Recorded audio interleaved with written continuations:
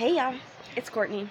Um, I know I already made one video today, but this is one of those times that I got something on my mind and I just gotta say it. I already took off all my makeup and everything today, so you're catching me in rare form. Nothing but a little mascara, a little tiny bit of eyeliner. Can't even barely see it, but that's it. I don't even have lip gloss on right now, which is very rare for me. Anyways, so don't judge me. I'm just kidding. You can judge me if you want to, but so anyways, oh, and I wanted to show you guys this.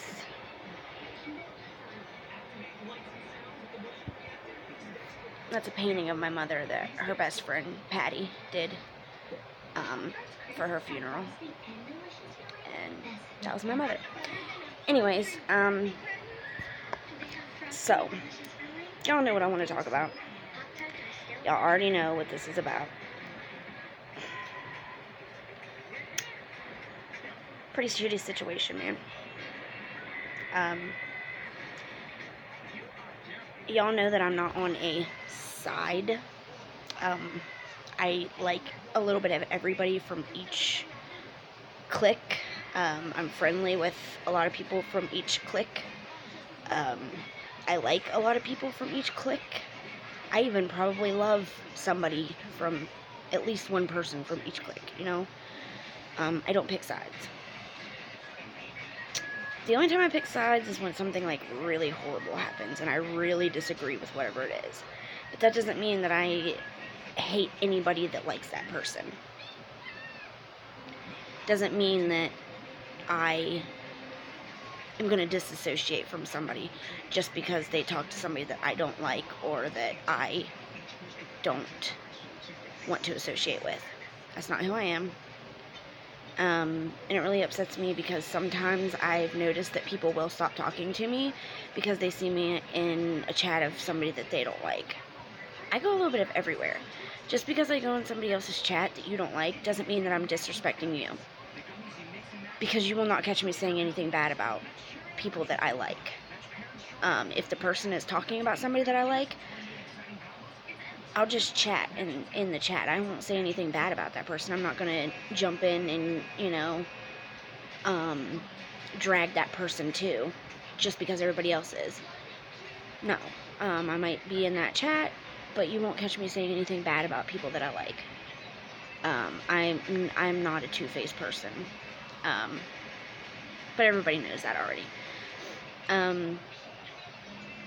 I don't feel that I should have to say it because, like I said, everybody knows that I just kind of go a little bit everywhere, and it doesn't mean that I don't love everybody, because I do, and that's why I go everywhere, because I like everybody. But there are certain times whenever I just really can't get behind things that's going on in this community, and last night is one of those things.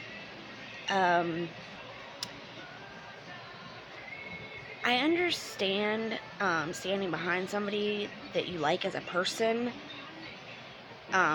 through the things that they do, even if you don't agree with the things, because I'm loyal to a fault as well. There are people that I like and I associate with, even though everybody else hates them. Everybody else has distanced themselves from them. For one reason or another, and I have stuck by them through a lot of things, a lot of hate, a lot of disagreements, a lot of everything, because I have a really big problem with rooting for the underdog. The underdog is always, I don't know, I just feel like a duty to be loyal to this person because nobody else will be. And that's probably not a good thing, but it's just who I am. I can't help it. I feel like when somebody has nobody else, I want to be that person that they know that I'm not going to, screw them over. And even whenever I finally do disassociate from somebody, I don't publicly drag them. I just quietly step away and don't say anything about it at all. Because I don't like dragging people. I don't like doing that shit. But that's not the point anyways. I understand being loyal to somebody. But what I can't understand is egging on situations that are just very nasty. My question to the people that were egging it on and saying, agreeing with it and saying, like, wanting it to happen, honey, after dinner you can have ice cream. Dinner's almost done. Egging it on and, like, I don't know how to, I can't articulate what I'm trying to say. Egging it on, though. Like, you know, rooting for this nastiness, to continue.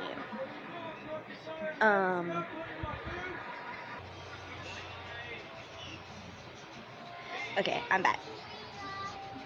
I already cleaned up for today. What do you mean? She said, are you gonna clean up? Anyways, so that little interruption actually got me back on track, so I'm glad that happened. Because it reminded me of what I wanted to really say. So, for the people that were egging on this situation and rooting her on and wanting more drama, my question to you is, what if this was your daughter?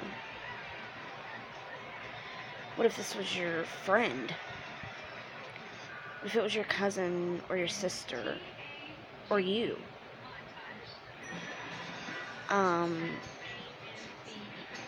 Would it then be okay for us to question a violent trauma in your daughter's life, or in your friend's life, or in your sister's life? Would it still be okay for everybody to say that the person is lying, that your daughter is lying about a rape, that your daughter is lying about a sexual assault, a violent sexual assault?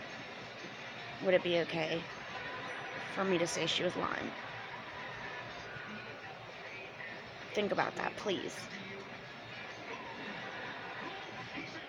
These are the reasons that people are so afraid to come out when they have been violently raped or sexually assaulted in any way. This is why people stay quiet for so long, and they're so afraid to tell their stories. Because sometimes people don't believe them, or tell them it's their fault, or they're lying, or that they did something wrong. And I know this. I know that feeling. Somebody said earlier that they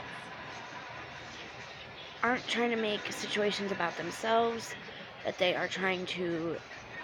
try to relate to each situation.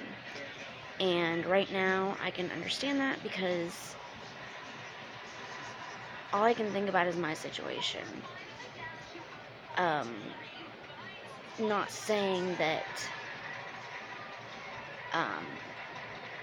it just reminds me of my situation, and reminds me of how I felt. So then it makes me much more empathetic towards this woman that had this violent thing happen to her. And people are calling her a liar. My husband's back there making fun of me. What? Huh? Alright, y'all. I'm back. I'm about done. I literally, like I said, just wanted to put that out there, that just think about if this was somebody that you loved. I know if it was my daughter, I would lose my fucking mind. And like I said, this is why people stay quiet for so long about violent acts and trauma that they've gone through in their life. Like I said earlier, I don't want to make this about me or anything like that, because, but I can relate, because I kept quiet for 16 16, 17 years about my trauma because I was afraid that nobody would believe me. People would think I was lying, or I would get blamed in some way. And this just reinforces why people stay quiet and why people can't tell their stories, because then it's later used against them as something to hurt them. Trauma being used to hurt somebody just doesn't seem right to me. I understand that she, was poking the bear. I understand that. And I understand when you poke the bear that you're going to get bit. But that's crossing the line. It's crossing the line. Alright, hold on. My husband has a great big pimple he wants me to pop. So I gotta get off here, y'all. But please just think about that. Think about it if it was your child or your sister. He said he has a great big pimple to pop. But yeah, just before you egg on these kind of acts, just think about it. Think about what you're egging on and wanting to happen. Show your friend my elf. Okay, she has an imaginary elf. Let me show him. There you go. No, he's right there. That's the toy corner. Me. It's very dirty. It's just got toys shoved everywhere. But anyway, I love y'all. I hope y'all are having a wonderful evening. I hope you're spending it with somebody that you love. I hope you're nice and cozy and safe in your home.